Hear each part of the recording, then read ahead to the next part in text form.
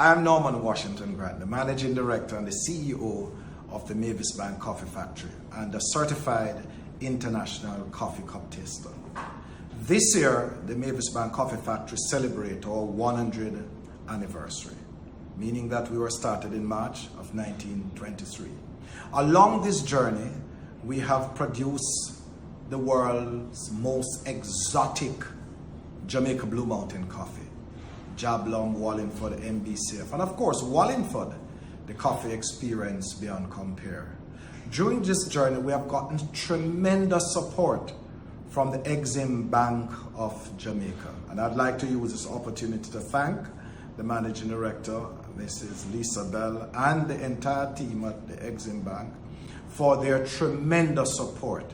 Over the last 15 years, we have banked with the EXIM Bank under their working capital US facilities, and they have supported us with funding to pay our 4,000 coffee farmers for Jamaica Blue Mountain coffee grown in the region specified by law as Blue Mountain regions in the parishes of St. Thomas, St. Andrew and Portland.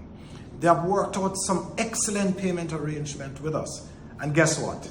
Every single year, out of the proceeds of sales to our green bean customers across the globe, Japan 70%, USA 20%, and the rest of the world 10%, we have paid back every dollar.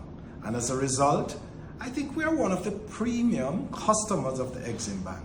But the EXIM Bank for the Mavis Bank Coffee Factory is one of our premium bankers over the last 100 years.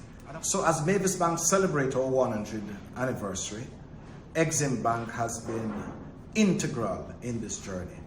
And therefore, on behalf of our shareholder, the Honorable Michael Leachin, OJ, our Vice Chairman, Mark McIntosh, the Board of Directors, our management and staff, of course, our over 200 staff, selectors, contractors, all of those who play this critical role in producing the finest coffee in the world, and of course our farmers.